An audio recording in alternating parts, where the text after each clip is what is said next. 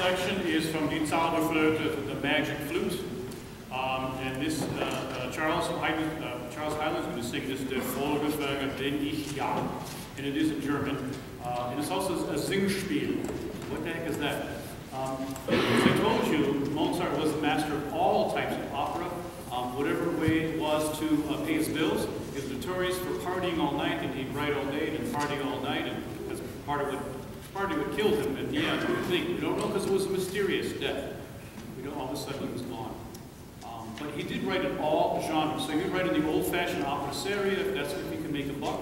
And he'd write, of course, in the typical opera of the day, like you just heard, Così fan tutte. But he also would write in German or Italian, whatever it took. In this case, it's the Singspiel, which is more like American musical theater, where there's spoken dialogue, and all of a sudden there's music in the background, all of a sudden they're singing, and then back to the dialogue. That was considered the lower class type of grand opera, called Singspiel.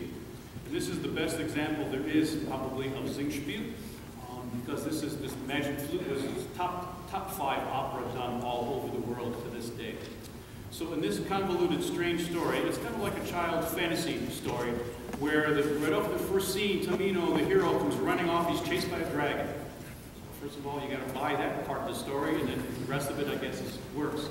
He gets chased by a dragon, he's about to be killed, the 3 ladies of the night come in and they shoot arrows and kill the dragon, saves his life. He says, I'm so grateful. So that's nothing. We work for the Queen of the Night. What? The Queen of the Night. Who's that? So these mysterious characters, she appears to him and she says, you know, I need you to do a favor. And she gives him a picture of her daughter, Pamina.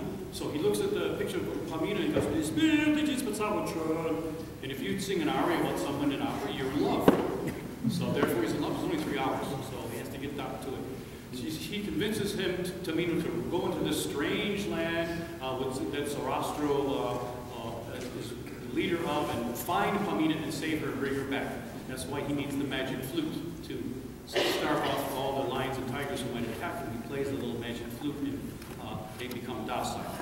So at any rate, that has nothing to do with Papageno, who sings this aria. So Charles is going to tell us about Papageno as the sort of sidekick. He has magic bells. So there's a magic flute, magic bells, and Papageno is half man, half bird. Half what?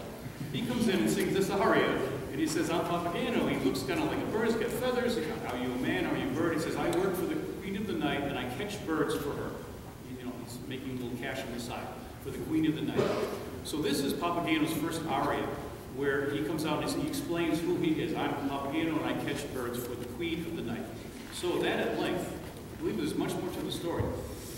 That at length is Der Vogelf bin ich ja from Die Zauberflöte by Charles Hyland.